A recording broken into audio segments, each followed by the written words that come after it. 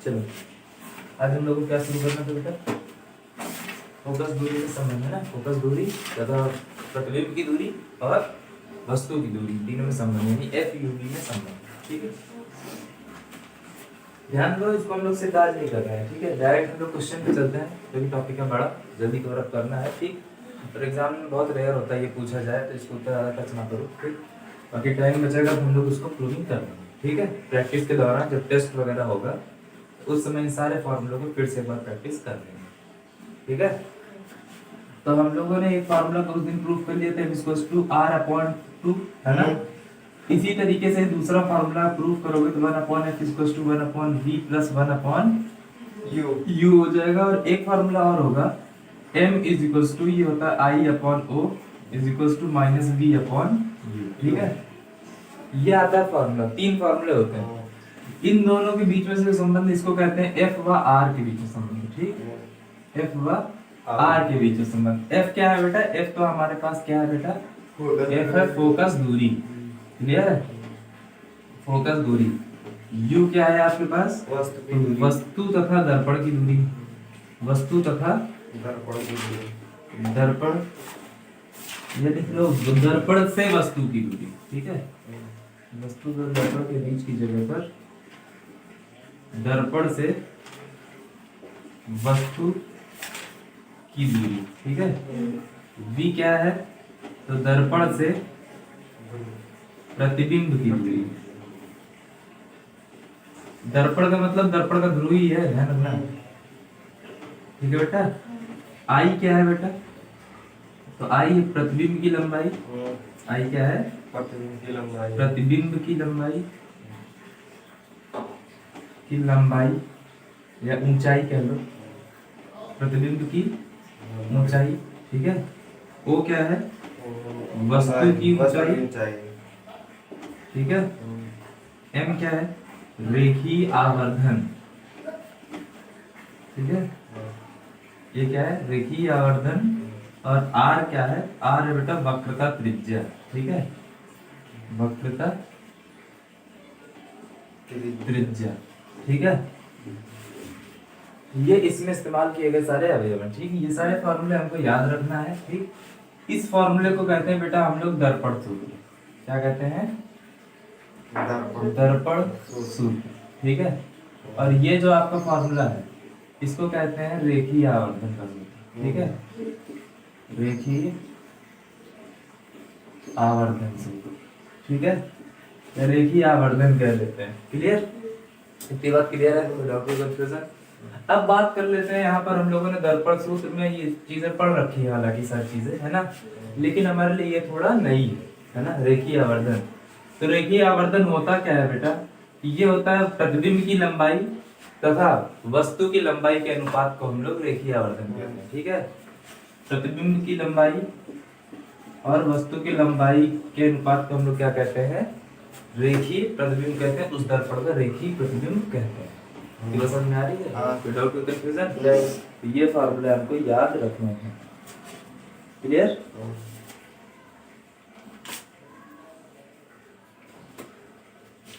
तो इसके वस्तु के 6 केस हम लोग पढ़ चुके थे, है ना।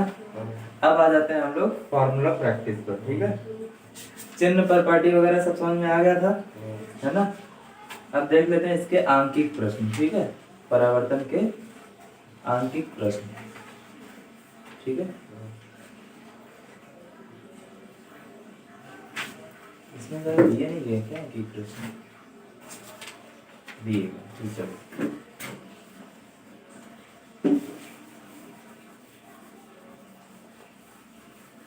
चलो देखते हैं। ये इतना 3 चीजें लिखी हुई हैं। ठीक है, इनको ध्यान रखना।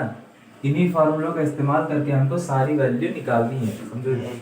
इन्हीं फार्मूलों का इस्तेमाल करके हमको सारे क्वेश्चन सॉल्व करने हैं। ठीक है, तो अब देखो इसमें एक आपका आखिरी उदाहरण है। ठीक है, कह रहा अवतल दर्पण की फोकस दूरी 10 सेंटीमीटर है। कह रहा एक अवतल दर्पण है। ठीक, ध्यान देना, क्वेश्चन की जगह पर मैं डायरेक्ट यहाँ फिगर बना दे रहा हूँ, क्वेश्चन पढ़ दे रहा हूँ। ठीक है, एक अवतल दर्पण है। अवतल दर्पण आपको पता है इसका परावर्तक तल कैसा होता है? तो दबा हुआ होता है ना, होता है नहीं? इसका परावर्तक तल कैसा होता है? इसका परावर्तक तल दबा हुआ होता है। ठीक है बेटा, क्लियर। ये हो गया आपका अवतल दर्पण। इसका परावर्तक तल क्या होगा, दबा हुआ होगा, ठीक। कह रहा है इसकी फोकस दूरी, ये भाई इसका फोकस हो गया, दर्पण का पोल हो गया जहां से मुख्य अक्ष, समझेगा, मुख्य अक्ष दर्पण को जिस भाग से काटते हुए जाती है उस बिंदु को क्या बोलते हैं, ध्रुव बोलते हैं दर्पण का, ठीक है। दर्पण के जिस बिंदु से होकर के जाती है मुख्य अक्ष, उस बिंदु को दर्पण के हम क्या बोलते हैं, दर्पण का ध्रुव, ठीक। ये हो गया फोकस, ठीक। फिर कह रहा है अवतल दर्पण की फोकस दूरी 10 सेंटीमीटर है, यानी ये दर्पण और मुख्य फोकस के बीच की दूरी कितनी है, 10 सेंटीमीटर। दर्पण से 20 सेंटीमीटर दूरी पर स्थित वस्तु का प्रतिबिंब कितनी दूरी पर बनेगा, ठीक है। अब ध्यान देना, यहाँ से यहाँ तक की बात कर दी इसने, ये 10 सेंटीमीटर है, ठीक है। अब देखो यहाँ पर एक वस्तु रखी है जो कि दर्पण से 20 सेंटीमीटर की दूरी पर है, ठीक है, क्लियर। तो यहाँ पर हम लोग को जो क्वेश्चन है ये तो हमारा बन गया फिगर, ठीक, समझने के लिए। अब क्वेश्चन में हमको दिया क्या गया है, फोकस दूरी दी गई है बेटा, कितनी है, 10 सेंटीमीटर, ठीक है। अच्छा दर्पण है कौन सा, अवतल दर्पण है, ठीक, कौन सा, अवतल दर्पण में, ठीक है। अच्छा अवतल दर्पण की फोकस दूरी धनात्मक होती है ऋणात्मक, ऋणात्मक होती है, क्योंकि भाई ध्रुव के बाईं तरफ चली जाती हैं दूरियां, तो फोकस दूरी को हम किस में मानेंगे, ऋणात्मक। फिर कह रहा है वस्तु 20 सेंटीमीटर की दूरी पर है।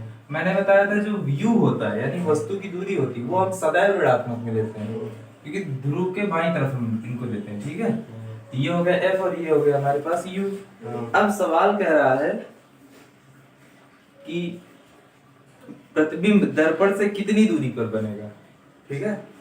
प्रतिबिंब दर्पण से कितनी दूरी बनेगा, तो दर्पण से प्रतिबिंब की दूरी को हम u द्वारा प्रदर्शित करते हैं, ठीक है। तो मतलब हमें निकालना क्या है, तो हमें निकालना है u, ठीक है।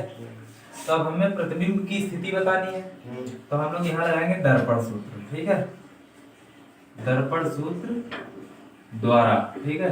दर्पण सूत्र क्या कहता है, देखो कहिए नहीं तो है ये यहाँ का अगला, आराम से बोलना,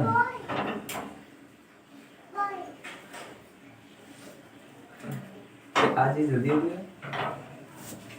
चलो इधर देखो, दर्पण सूत्र द्वारा क्या है, दर्पण सूत्र है क्या बेटा, कहाँ पर, वहाँ पर, इधर, उधर नीचे चित्र दिख रहा है, हाँ चित्र दिख रहा है, नो तीर के सामने दिख रहा है, ये वाला, अरे कोई नहीं, चलो चलो। दर्पण सूत्र द्वारा क्या, दर्पण का सूत्र क्या, 1/f = 1/v + 1/u। ये क्या है बेटा हमारा दर्पण का सूत्र है, ठीक है, क्लियर। ये क्या है हमारा दर्पण का सूत्र है भाई। f हमको दिया गया है, u दिया गया है, v हमसे पूछ रहा है, v का मान हम लोग क्या करेंगे, निकाल लेंगे, पढ़ने दो भैया, ठीक है, पढ़ने दो भैया को। अब f का मान आपको पता है -10, तो हम लोग क्या करेंगे बेटा, f की जगह पर ब्रैकेट में रखेंगे -10, क्लियर है, कितनी बात समझ में आ रही है। अब ये आ गया बराबर 1/v, v का मान दिया नहीं गया है तो v को हम ऐसे ही रहने देंगे, ठीक है, प्लस 1/u, u का मान कितना, -20, तो -20 बंद करके रखेंगे हम ब्रैकेट के अंदर, क्लियर। अब जरा इस ब्रैकेट को हटाएंगे क्या हो जाएगा, ये माइनस साइन ऊपर चला जाएगा, तो माइनस का 1/10, ये वाला 1/-20 u है वस्तु की दूरी, हाँ ये दिखा तो है, नहीं रहा, नहीं आपका सिर्फ 1/v। अब इसमें तो ब्रैकेट था नहीं, इसको ऐसे लिख दिया, अब इसका ब्रैकेट ओपन करोगे चला जाएगा ये ऊपर, और प्लस माइनस हो जाएगा माइनस का 1/20, कोई दिक्कत नहीं। अब देखो इस माइनस के 1/20 को इधर ले आएंगे, क्यों लेकर आके आएंगे, क्योंकि हमको चाहिए u की v की वैल्यू, v को इधर ले आएंगे तो v इसके साथ आ जाएगा। जब हमें किसी चीज की वैल्यू निकालनी होती है तो हम उसको अकेला बनाते हैं, ठीक है, उसके साथ में जो भी चीजें उन सब को हटाने की कोशिश करते हैं कि खाली वो नंबर अकेला बचे, ठीक है। अगर भाग में आ रहा है तो उसके अंश के रूप में, अगर हर में आ रहा है वो नंबर तो अंश के रूप में 1 हो जाए, अगर हर अंश के रूप में है हमारा वो चर तो हर के रूप में 1 आ जाए। ठीक है, ऐसे बनाने के लिए हमें जो कुछ करना होता है हम करते हैं। ठीक, अब देखो हमें इसे अकेले करना है 1/v को, तो 1/20 इधर लाना पड़ेगा। अच्छा 1/20 को इधर लेकर आओगे क्या हो जाएगा, -1/10 प्लस 1/20 इधर माइनस का इधर आएगा तो बेटा प्लस का हो जाएगा, और इधर क्या हो गया 1/v। अब ले लेंगे बेटा इनका लासा। लासा कितना होगा बेटा, अगर 10 और 20 का लासा लेंगे तो आएगा बेटा 20, है ना। 10 को 20 बनाने के लिए कितने गुणा करना पड़ेगा, 2 से, तो 2 से ऊपर गुणा कर देंगे, लेकिन माइनस साइन है तो माइनस आ गया, ये रहेगा बेटा प्लस का 1 = 1/v। क्लियर। अब देखो आगे घट जाएगा, कितना हो गया -1/20 = 1/v। कोई दिक्कत नहीं है ना। अच्छा अब देखो अगर हम लोग इसको क्रॉस मल्टीप्लाई कर दें तो क्या आ जाएगा, v = हो जाएगा बेटा -20 सेंटीमीटर, है ना। अच्छा ध्यान से देखो, अगर आप यहाँ पर डायरेक्ट बताना चाहते हैं ना, यहाँ पर डायरेक्ट दिख रहा है, ठीक है। कैसे, फोकस दूरी है भाई 10 सेंटीमीटर, और आपको पता है, और वस्तु की दूरी कितनी है 20 सेंटीमीटर, है ना। आपको पता है फोकस के बाद क्या आता है, इधर वक्रता केंद्र आता है ना।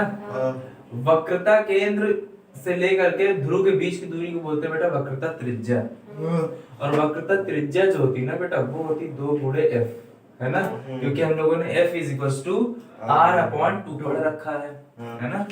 तो r = क्या हो जाएगा f × 2।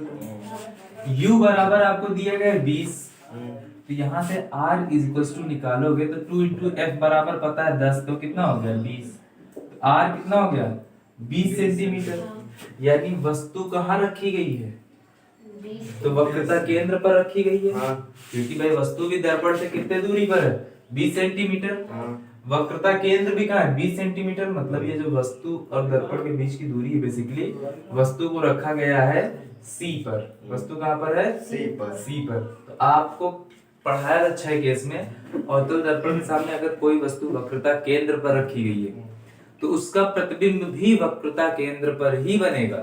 क्लियर है, उसका प्रतिबिंब वक्रता केंद्र पर ही बनेगा। ठीक है, तो इस तरीके से हमारा ये आंसर आ गया। ठीक, अच्छा ध्यान देना भी ये माइनस का आ रहा है, तो इसका मतलब क्या है, प्रतिबिंब कैसा होगा, आभासी होगा, वास्तविक होगा, या उल्टा होगा, सीधा होगा, क्या है, बड़ा है, छोटा है, बराबर है, 3 से हाँ, और वास्तविक होगा या नहीं होगा, वास्तविक है और उल्टा। ठीक, अब वास्तविक है कैसे, देखो माइनस का है, ठीक है, यानी प्रतिबिंब भी कहाँ बनेगा, दर्पण के सामने, और हमने बताया था क्या कि दर्पण के सामने अगर प्रतिबिंब बन रहा है तो कैसा होगा, वास्तविक होगा। ठीक है, अगर दर्पण के पीछे बन रहा है वो कैसा होगा, वो आभासी होगा। ये बात समझ में आ रही है, क्लियर। ये क्वेश्चन हो गया। अब देखते हैं आगे, इसका क्वेश्चन क्या है, इसका क्वेश्चन ध्यान देना, क्वेश्चन इसका जो है ये वाला क्वेश्चन कह रहा है, एक अवतल दर्पण की फोकस दूरी 10 सेंटीमीटर है तथा दर्पण से 20 सेंटीमीटर की दूरी पर कोई वस्तु रखी जाती है, तो उसका प्रतिबिंब कहाँ बनेगा। ठीक है, बेसिकली क्या पूछा गया था हमसे, v का मान पूछा गया, जहां प्रतिबिंब कहाँ बनेगा, कैसा बनेगा, तो वहां पर v से रिलेटेड चीजें हमको लिखनी रहेंगी। ठीक है, क्लियर हो जाएगा। अब देखो ये क्वेश्चन और इसको रफ कर दे, हो गया, रफ कर दे, ठीक है।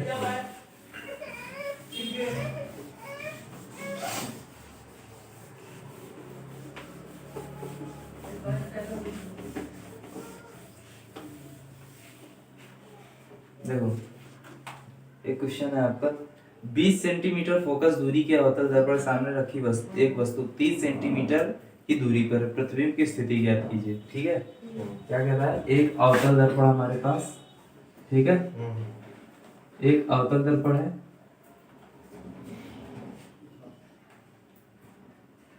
ये रहा एक अवतल दर्पण, दर्पण का ध्रुव, ये रहा फोकस, ये रहा वक्रता केंद्र। ठीक, कह रहा है दर्पण के ध्रुव और फोकस के बीच, यानी दर्पण की फोकस दूरी कितनी है 20 सेंटीमीटर है। ठीक है, इसके सामने कोई वस्तु रखी गई है 30 सेंटीमीटर की दूरी पर। ठीक है, अच्छा आपको पता है f के बीच में, तो यहाँ से यहाँ तक की दूरी कितनी होगी बताओ, अगर f 20 है तो यहाँ से यहाँ तक की दूरी कितनी होगी, वक्र केंद्र से ध्रुव तक की दूरी कितनी होगी,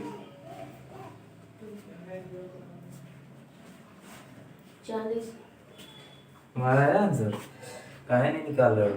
छापने के बजाय जो कैलकुलेशन दिया गया है उसको करो। क्वेश्चन नोट रहेगा, आराम से नोट कर लेना।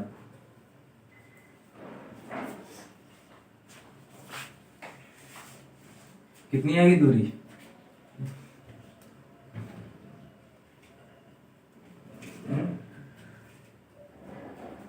कितनी दूरी रहेगी बताओ?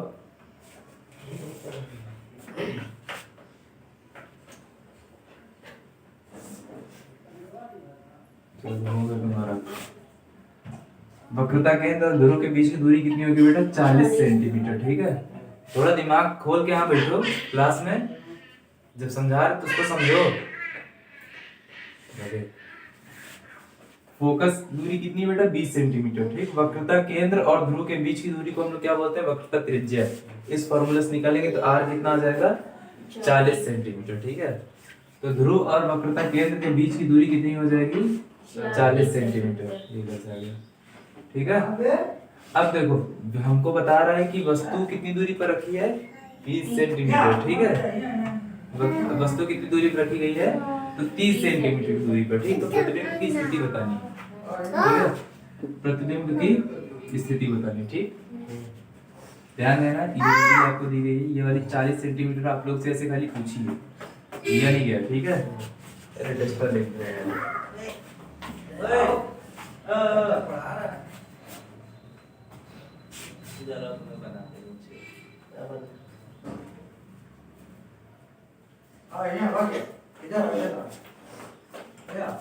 ये तो 10वीं में आ गया।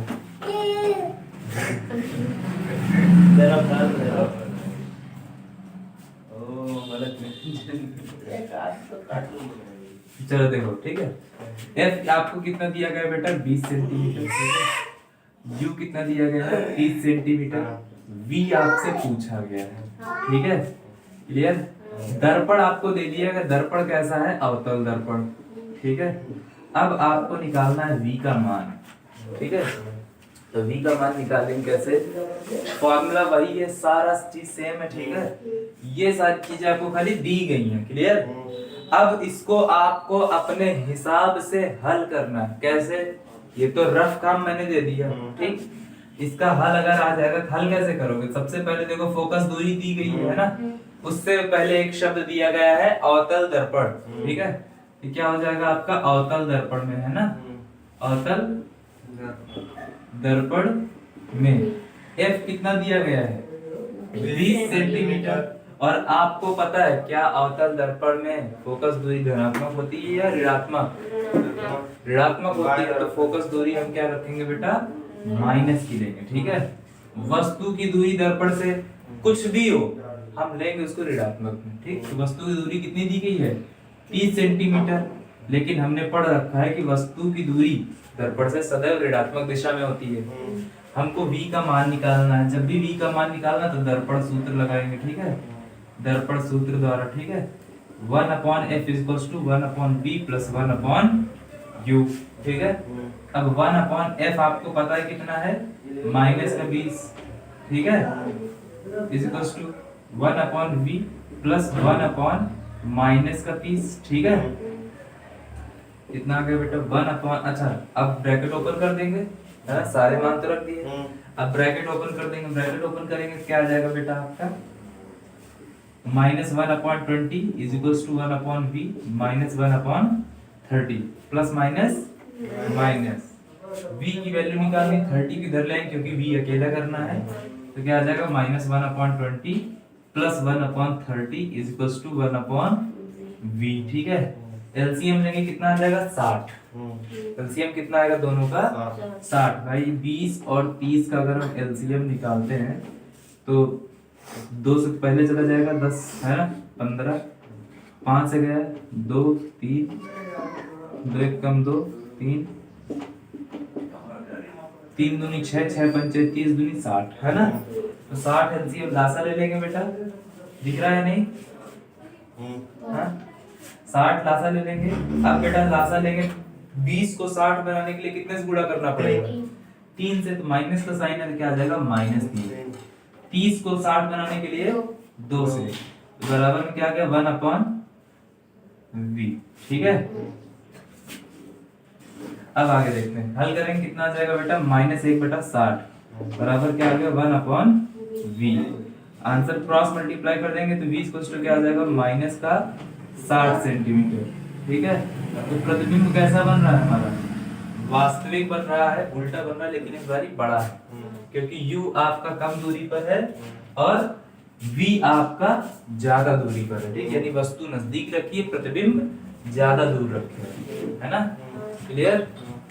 अच्छा, फिगर के थ्रू आप ये भी देख सकते हो, ध्यान रखना ये फिगर जो अभी बना है ये आपको समझाने के पर्पस से है, पूरा फिगर एग्जैक्ट इसका नहीं बना है। अगर इसका एग्जैक्ट फिगर आपको बनाना है ना, तो आप पूरा किरण आरेखों द्वारा इस तरीके बनाओगे, जब सारी चीजें निकल आई हैं u v f, है ना, तो आप ये आपको पता है f है, क्लियर, 20 सेंटीमीटर, और ये पता है आपको c है। ठीक, वस्तु कहाँ पर रखी है आपको पता है, यहाँ से यहाँ तक की दूरी कितनी होगी 40, क्लियर, तो वस्तु 30 सेंटीमीटर है, तो वस्तु इन्हीं दोनों के बीच में कहीं रखी हुई है ना।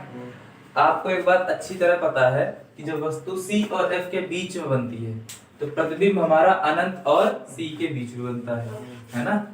तो एक रेखा मुख्य अक्ष से समांतर जाएगी जो कि परावर्तन पश्चात फोकस से होकर के सीधी निकल जाएगी, दूसरी फोकस से होकर के जाएगी और परावर्तन पश्चात मुख्य अक्ष के समांतर से, बराबर नहीं समांतर, बराबर और समांतर में अंतर होता है, ध्यान रखना। ठीक है बेटा, मुख्य अक्ष के समांतर चली जाएगी। ठीक है, तो ये आपका प्रतिबिंब अनंत तथा उसके बीच में बन जाएगा। ठीक है, तो ये दूरी कितनी हो जाएगी बेटा 60 सेंटीमीटर। ठीक है, ये दूरी कितनी है आपकी, तो ये है 30 सेंटीमीटर। क्लियर है बेटा, है ना, कोई दिक्कत, कोई कंफ्यूजन नहीं ना। ये चीज ध्यान रखना, इस तरीके से आप एग्जैक्ट फिगर बनाओगे अगर बनाना होगा तो। ये वाला फिगर आपको सिर्फ समझाने के पर्पज से है, ठीक है, इसमें लिखना पड़ेगा ये आपको, ये कौन सा दर्पण है, ये आपका अवतल दर्पण। ठीक है, ये तल कौन सा है, तो ये है परावर्तक तल। ठीक है, यानी कि जो चिकना और चमकदार तल है वो यही है। ठीक है, क्लियर। पीछे कौन सा तल है ये वाला, तो ये पॉलिश वाला तल है, मतलब पेंट वाला तल है। ठीक है, इतनी बात समझ में आ गई, इससे रिलेटेड क्वेश्चन हो जाएंगे। हाँ, अब एक क्वेश्चन हम लोग और कर लेते हैं। ठीक है, उस क्वेश्चन को देख लेते हैं क्या है, इसको नोट कर लो, ये नोट हो गया, हो गया, हो गया। ये बिल्कुल पिछले वाले क्वेश्चन की तरह है, तो पिछला वाला नोट किया तो इसमें खाली इतना नोट कर लो, बाकी सब हल करो अपने आप। ठीक है,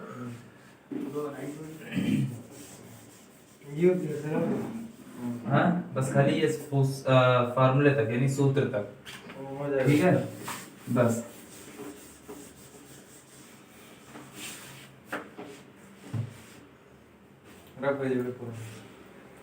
अब अगला एक क्वेश्चन हम लोग देख लेते हैं बेटा। ठीक है, कह रहा है एक उत्तल दर्पण, ठीक है ध्यान रखना, कह रहा है एक उत्तल दर्पण से 25 सेंटीमीटर की दूरी पर रखी एक वस्तु के प्रतिबिंब की लंबाई वस्तु की लंबाई की आधी। ठीक है, सबसे पहले देख लो उत्तल दर्पण है आपके पास, कौन सा है, उत्तल दर्पण, ये रहा हमारे पास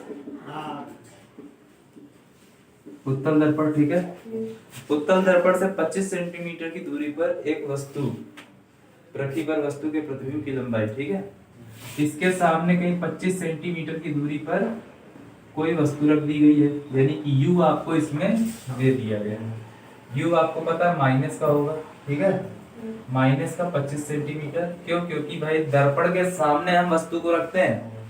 ठीक है, क्यों होगा माइनस का, क्योंकि हम दर्पण के सामने ही वस्तु को रखते हैं, और दर्पण के सामने मतलब ध्रुव के बाईं तरफ। ठीक है, अगली बात क्या कह रहा है, तो प्रतिबिंब की लंबाई, ठीक है, 25 सेंटीमीटर की दूरी पर वस्तु एक वस्तु के प्रतिबिंब की लंबाई वस्तु की लंबाई की आधी है। ठीक है, यानी अगर ये वस्तु की लंबाई मान लेते हैं, माना O बराबर क्या है बेटा, तो h, तो I बराबर क्या है बेटा h/2। ठीक है, वस्तु की लंबाई की आधी है। क्लियर, कोई दिक्कत भाई, ये वस्तु की लंबाई हमारे पास क्या है h है, तो जो प्रतिबिंब हमारा बन रहा है वो क्या है, इसका जस्ट आधा है। क्लियर, अब आपको पता होगा आधा प्रतिबिंब किसका बन रहा होगा, आपको पता है इसमें पीछे ही बनेगा तभी, है ना, पीछे बनेगा, क्लियर है ना, पीछे ही बनेगा, यही होगा आपका h/2, है ना। एक ही केस इसमें हम लोगों ने पढ़ा था, वही ले दे के आएगा घुमा फिरा के। अब आगे देखते हैं, दर्पण की फोकस दूरी ज्ञात कीजिए। हमें क्या ज्ञात करना है बेटा, हमें f का मान ज्ञात करना है, ठीक है।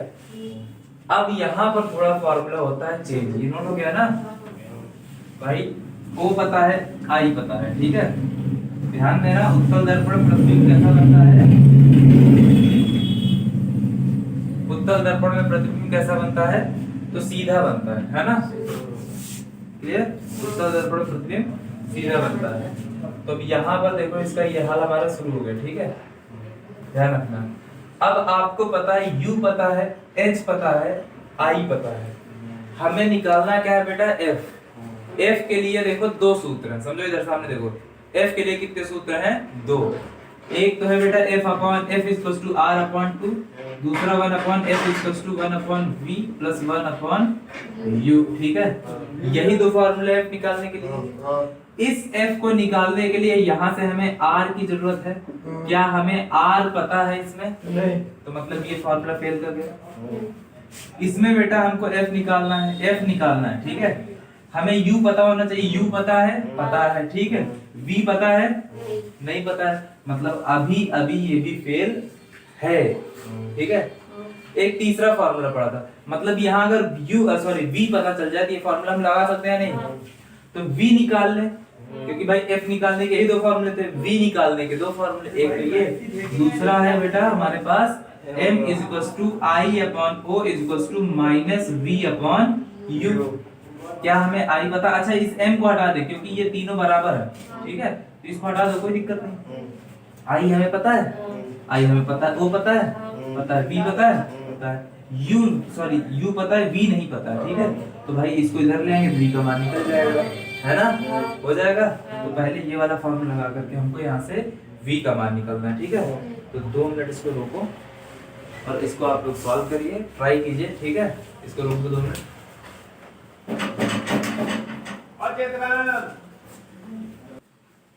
देखो इस फॉर्मूले से हमको क्या करना है, पहले V का मान निकालना है। इतनी तो बात समझ में आ गई यार। अगर F का मान चाहिए, अगर हमें F का मान चाहिए तो U पता होना चाहिए, V पता होना चाहिए, है ना, क्लियर है नहीं।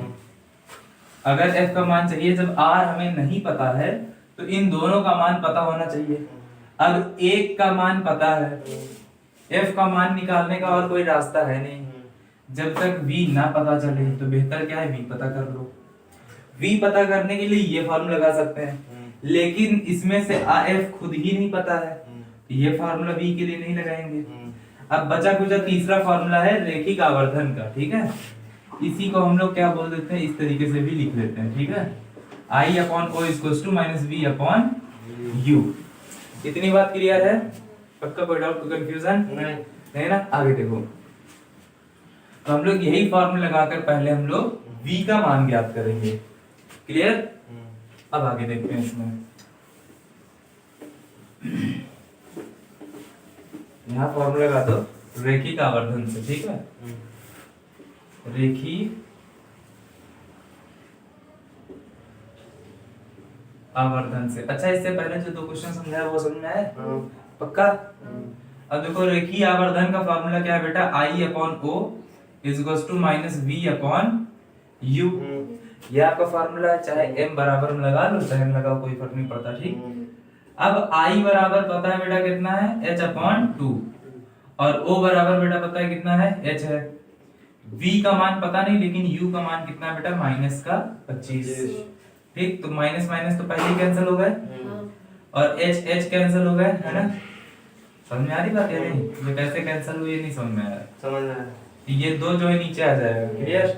क्या आ जाएगा, H/2H, ठीक। अच्छा इधर क्या होगा, V/25, H कैंसिल, 25 इधर भेज दो तो V कितना आ जाएगा बेटा, 25/2 सेंटीमीटर, क्लियर है।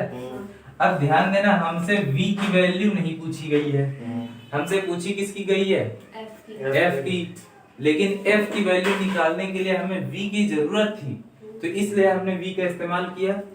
क्लियर? अब v का इस्तेमाल होगा तो इसको हम बहुत ज्यादा हल नहीं करेंगे, इसको ऐसे ही छोड़ देंगे। ठीक है, f की जरूरत है तो बेटा अब लगाएंगे यहाँ पर क्या, दर्पण सूत्र। यहाँ क्या लगाएंगे, दर्पण सूत्र। दर्पण सूत्र क्या होता है, 1/f = 1/v + 1/u।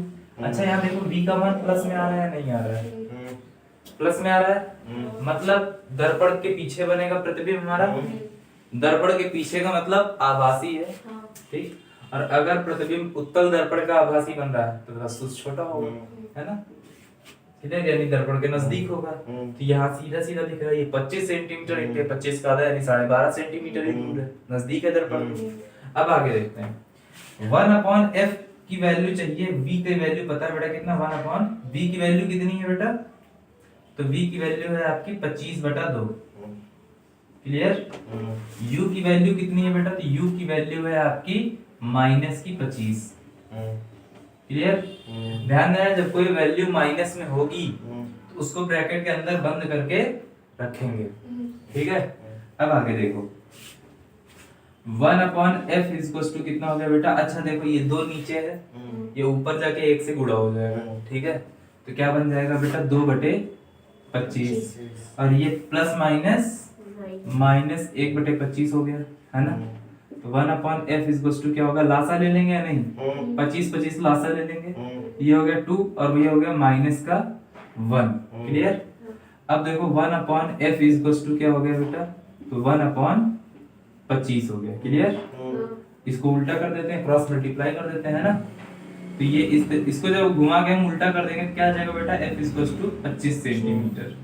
ठीक है, f का मान कितना आ गया, 25 सेंटीमीटर। क्लियर है? यही हमारा क्या हो गया, आंसर आ गया। ठीक है, चलो इसको नोट कर लो।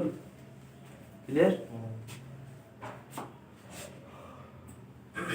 अच्छा, इससे रिलेटेड बाकी क्वेश्चन हो जाएंगे। इसी तरीके सारे क्वेश्चन को पहले पकड़ना है ना, फिर उसको पढ़ना है, फिर उसको तोड़ना है। ये 3 काम करने हैं और कुछ नहीं। और आंकिक पे बेटा आपको सारे प्रैक्टिस करनी है। ठीक है, क्लियर? तो बाकी क्वेश्चन आप घर पे लगाओगे, है ना। कोई दिक्कत है, कोई कंफ्यूजन है? नहीं है ना। इसको रफ कर दें। अब बाकी कैलकुलेशन आपको घर पे करनी है, ध्यान रखना इस बात को।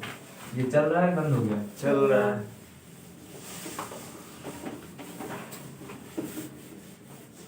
अच्छा, अब हम लोग शुरू करते हैं प्रकाश का नया टॉपिक, प्रकाश का अपवर्तन। ठीक है, क्या शुरू करते हैं, बाकी क्वेश्चन आप लोगों को घर से करने हैं। ठीक है, बाकी क्वेश्चन आप लोग को घर से लगाने हैं, बुक से लगाने हैं। ठीक है, जो क्वेश्चन ना है उनको मार्क कर लीजिएगा, उसको फिर हम लोग यहाँ पर कल डिस्कस कर लेंगे। ठीक है, तो बाकी बचे हुए क्वेश्चन आप घर पे प्रैक्टिस कीजिए। ठीक है, तो आज हम लोग नया टॉपिक शुरू करते हैं, प्रकाश का अपवर्तन। परावर्तन हो गया, खत्म, अब अपवर्तन बचा है। ठीक है, तो प्रकाश का अपवर्तन देखो,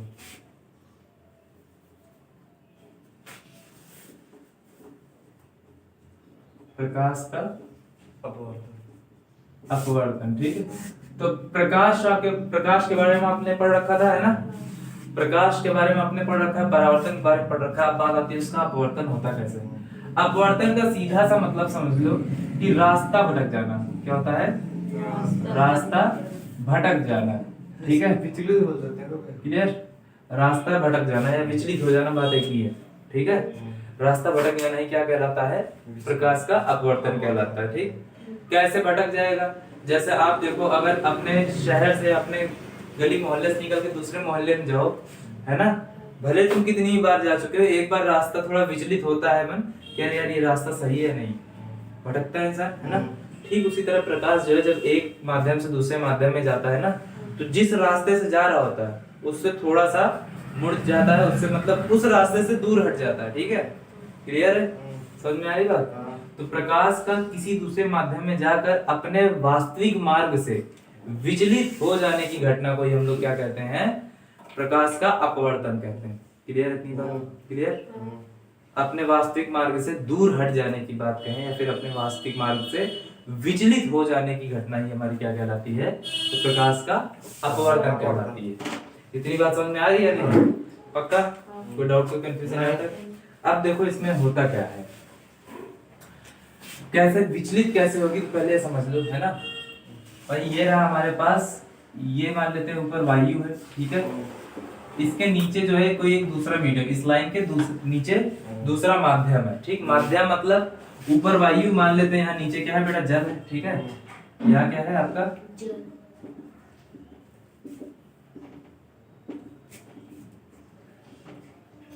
ये कौन सा माध्यम है, ये है बेटा आपका जल। क्लियर है? अब देखो प्रकाश, ध्यान रखना है जो अपवर्तन की घटना होती है इसका मुख्य कारण है चाल से। किससे? चाल से। किसकी चाल? तो प्रकाश की चाल, ठीक है। प्रकाश की चाल आपको पता है कितना होता है, प्रकाश की चाल को सी से प्रदर्शित करते हैं, और ये पता है आपको पता है कितना होता है, 3.0 × 10⁸ मीटर प्रति सेकेंड, ठीक है। क्लियर? इस पूरी घटना में कुल लेना देना प्रकाश की चाल का ही है, ठीक है। अगर ये स्पीड अपनी चेंज ना करे तो ये भटकेगी नहीं, विचलित नहीं होगी। लेकिन दूसरे माध्यम में जैसे ही जाती है प्रकाश, जाता है प्रकाश, तुरंत ही क्या कर लेता है, अपना माध्यम सॉरी अपनी स्पीड घटा लेता है या बढ़ा देता है, ठीक। जिस कारण क्या होता है, ये रास्ता भटक जाता है। जैसे देखो अगर आप कोई धीमे धीमे अगर पत्थर ऐसे नचा रहे हो तो देखो कुछ ऐसे ऐसे घूमेगा, है ना। लेकिन अचानक से तेज कर दो पूरा फैल जाएगा, है ना। तो वही क्या है आपका अपवर्तन है तो दिख तो रहा है प्रकाश में, लेकिन अब दूसरे माध्यम में चला गया, जिस मार्ग पर गया था वो मार्ग उसका हट गया है, उस मार्ग को उसने बदल दिया है, तो दूसरे मार्ग पर अब चलना शुरू कर दिया है। समझ में आई बात? तो देखते हैं कैसे। ध्यान देना, प्रकाश की निर्वात या फिर वायु में चाल कितनी होती है, 3 × 10⁸ मीटर प्रति सेकंड, ठीक है। कोई भी प्रकाश किरण आती है ना बेटा, तो डिपेंड करता है उसकी चाल किधर ज्यादा है। तो जिस माध्यम में प्रकाश की चाल ज्यादा, ठीक है, अगर ज्यादा चाल से आ रही है और धीमी हो गई चाल दूसरे माध्यम में, ठीक है। अगर प्रकाश ज्यादा तेज आ रही है चल के, यानी प्रकाश की स्पीड ज्यादा है, लेकिन जैसे ही दूसरे माध्यम में पहुंची तो उसकी स्पीड क्या हो गई, कम हो गई, तो वह अभिलंब की ओर मुड़ जाएगी, ठीक है। लेकिन अगर धीमे धीमे आ रही है, ठीक है, और अगर दूसरे माध्यम में पहुंचते ही उसकी चाल क्या हो गई, बढ़ गई, तो अभिलंब से दूर हट जाएगी, ठीक है। क्लियर?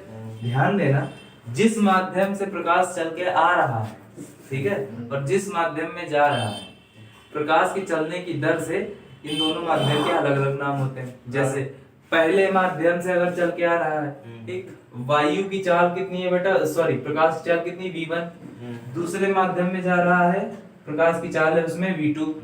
हमने देखा कि v1 जो है वो v2 से ज्यादा है ना। पहले माध्यम में प्रकाश की चाल दूसरे माध्यम की अपेक्षा ज्यादा है, तो हम पहले माध्यम को क्या कह देंगे, ये है विरल माध्यम, और दूसरे माध्यम को कह देंगे बेटा ये है सघन माध्यम, ठीक है। थोड़ा सा भाषा टफ लग रही होगी, है ना। तो इसको इस तरीके समझो, जब कोई चीज दूर दूर होती, जैसे आप मान चलते हैं हम एक रोड पे आपको दौड़ा दें, वहां पर कांटे हैं कहीं कहीं, यानी कांटे बहुत विरल विरल है, तो वहां आपकी स्पीड ज्यादा होगी, है ना। अब कांटों की मात्रा रोड पे हम बढ़ा देते हैं, यानी अब कांटे नजदीक आ गए, यानी कि सघन हो गए। क्लियर? तो अब वहां पर आपकी स्पीड क्या होगी, थोड़ा सा कम होगी, बहुत तेज नहीं भाग पाओगे। अब क्या करोगे, देख देख के पता लगा एक कदम इधर रखा, फिर 10 मिनट जगह ढूंढ रहे, दूसरा पैर किधर रखे, है ना। तो उसी तरीके से आपकी स्पीड क्या हो गई, कम हो गई।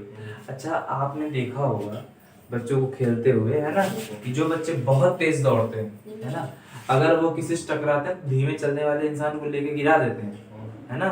और जो बहुत धीमे चलते हैं, अगर वो तेज चलने वाले व्यक्ति से टकराएंगे तो खुद ही गिर पड़ेंगे, है ना। सेम कॉन्सेप्ट यहाँ पर भी है, प्रकाश जितनी ज्यादा तेज चलेगा उतना ही कम रास्ता अपना भटकेगा, ठीक है। जितना धीमे चलेगा उतनी ही जल्दी माध्यम चेंज होने पर अपना रास्ता बदल देगा या परिवर्तित कर देगा, विचलित हो जाएगा, ठीक है। समझ में आ रही बात, घटना समझ में आ रही है। तो प्रकाश का परावर्तन होता क्या, जैसे प्रकाश का परावर्तन हमने देखा था, आप इस तरीके जा रहे हो किसी गली में और आगे रास्ता बंद है तो घूम के वापस आ गए, ठीक है। अपवर्तन क्या है, आप जा रहे हो गली बंद है, पता चला इधर से गली कटी, इधर मुड़ गए, ठीक है।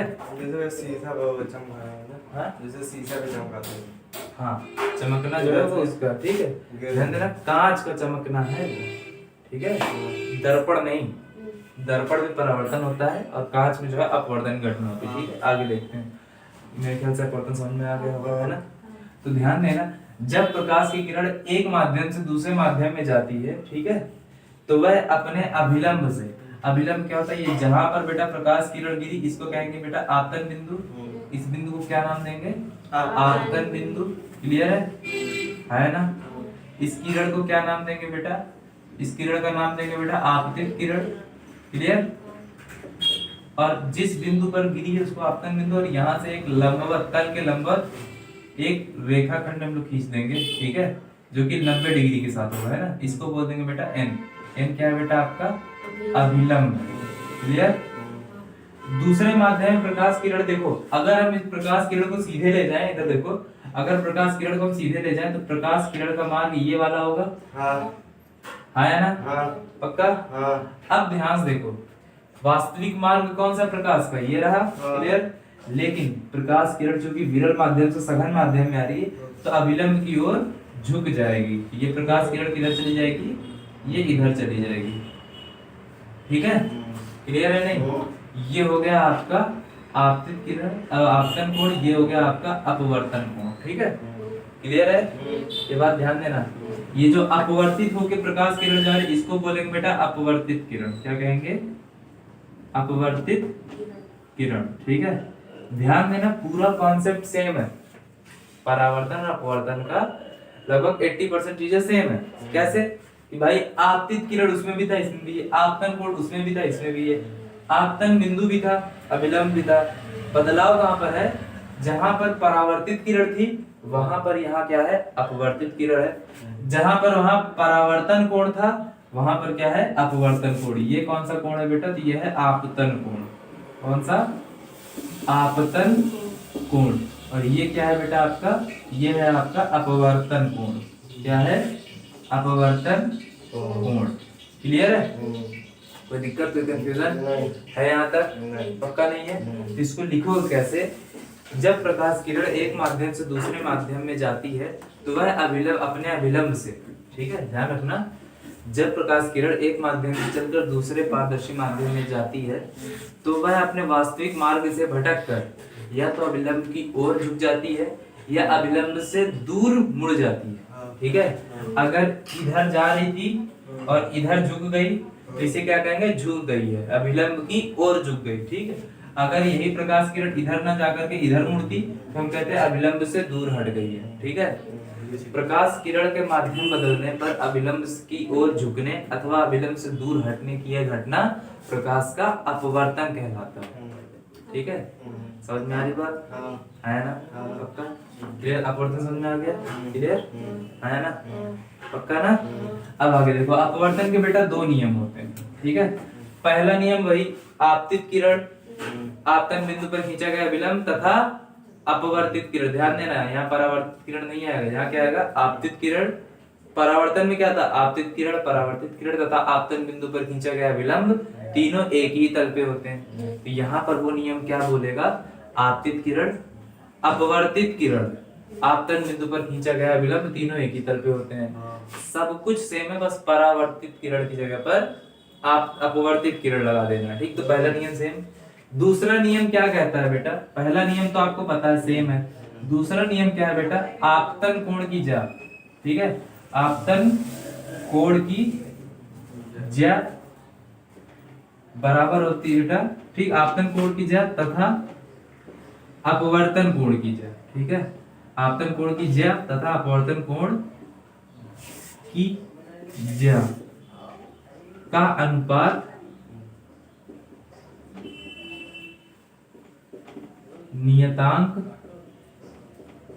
होता है। क्लियर, आपतन कोण की ज्या तथा अपवर्तन कोण की ज्या का अनुपात नियतांक होता है। ठीक है, ज्या का मतलब होता है साइन, जो हम लोग साइन कॉस टेन पढ़ते हैं ना, तो साइन को बोलते हैं बेटा ज्या और कॉस को बोलते हैं कोज्या। ठीक है, तो इसका मतलब क्या है, साइन, ठीक, कोण आई की साइन और कोण आर का साइन, इन दोनों का अनुपात हमेशा नियतांक होगा। ठीक है, तो इसको हम कैसे लिख सकते हैं बेटा, साइन आई बटा साइन आर बराबर क्या हो जाएगा आपका n। क्लियर है? ध्यान रखना आपकी बुक में n मिल रहा होगा, ठीक है, एनसीईआरटी में n, ठीक है। तो n क्या है बेटा? n है बेटा नियतांक, ठीक है। कौन सा नियतांक? ये है बेटा अपवर्तन का नियतांक, ठीक है।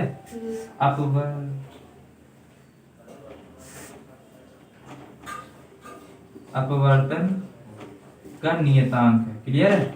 अपवर्तन का नियतांक, क्लियर? समझ में आ रही बात है नहीं? अपवर्तन का क्या है? नियतांक है। इतनी बात क्लियर है ना? पक्का? अब ध्यान देना, अपवर्तन का चूंकि ये नियतांक है ना, तो इसी को हम बोल देते हैं अपवर्तनांक। क्या है? अपवर्तनांक,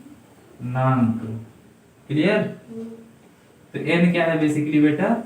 माध्यम का अपवर्तनांक, ठीक है। क्लियर है ना? ये किसका नियतांक है? ये है अपवर्तन का नियतांक। ध्यान देना, अपवर्तन का नियतांक किसमें? प्रकाश की किरण जिस दूसरे माध्यम में अपवर्तित हो रही है। ध्यान देना, अपवर्तित किसमें हो रही है? दूसरे माध्यम में, है ना? सघन में ही तो अपवर्तित किरण है। आपतित किरण जिसमें, वो पहला माध्यम। अपवर्तित किरण जिसमें, वो है दूसरा माध्यम। तो ये जो n आएगा, ठीक है, ये हमेशा दूसरे माध्यम का रहेगा, ठीक है। यानी जिधर से प्रकाश आई, जिसमें गई, तो जिसमें गई प्रकाश, उसका अपवर्तनांक भी रहेगा। क्लियर है? क्लियर? समझ में आई बात है? पक्का? इतनी बात समझ में आ गई है ना? कोई डाउट, कोई कंफ्यूजन है? आगे बढ़ जाए। अब देखते हैं आगे, ठीक है। अब अगर हमें इसे लिखना होगा, ठीक है, मान लेते हैं जो आपतन कोण बन रहा है, ये बेटा पहले माध्यम में बन रहा है, ठीक है भाई। हम पूरा विरल लिखेंगे, इधर सघन लिखेंगे। अच्छा ध्यान देना, विरल को हम लोग लिखते हैं बेटा रेयरर। क्या लिखते हैं? रेयरर, ठीक है। और इसको बोलते हैं बेटा डेंसर। क्या बोलते हैं? Denser, clear? तो इसको हम लोग क्या रख देंगे? आपतन कोण कहाँ बन रहा है बेटा? विरल माध्यम में या सघन माध्यम में? विरल माध्यम में। विरल के को भी क्या बोलते हैं? रेयरर, है ना? रेयरर की जगह पर यार हम लोग इस्तेमाल कर लेते हैं 1, ठीक है, क्लियर? और विरल की जगह, सॉरी, डेंसर की जगह पर हम लोग इस्तेमाल कर लेते हैं 2, ठीक है। तो आपतन कोण किस माध्यम में बन रहा है? माध्यम 1 में। अपवर्तन कोण किस में बन रहा है? माध्यम 2 में। तो ये जो 1 है ना, इसके पहले लगा देते हैं, और ये 2 जो है इसके बाद में लगा देते हैं। क्लियर है ना? क्लियर? कोई डाउट, कोई कंफ्यूजन नहीं ना? ध्यान देना, उसमें छेड़छाड़ मत करो, ये अलग फॉर्मूला था, ठीक है। ये दूसरा नियम है अपवर्तनांक का, ठीक है। इस फॉर्मूले को हम लोग एक और नाम देते हैं, इसके कहते हैं बेटा स्नेल का नियम। इसका स्नेल का नियम कहते हैं, क्लियर? अब ध्यान देना, जो n का मतलब है, ये sine i upon sine r, ठीक है, sine i upon sine r, ये होता है बेटा 1n2, ठीक है। 1 का मतलब क्या है? माध्यम 1 में आपतन कोण बना है। 2 का मतलब क्या है? माध्यम 2 में अपवर्तन कोण बना, ठीक है। जब माध्यम 2 में अपवर्तन कोण बना है, और n क्या होता है बेटा? अपवर्तनांक, यानी अपवर्तन का नियतांक, है ना? यानी n जो है अपवर्तनांक किसका है? माध्यम 1 के सापेक्ष दूसरे माध्यम का नियतांक। क्लियर? समझ में आई बात?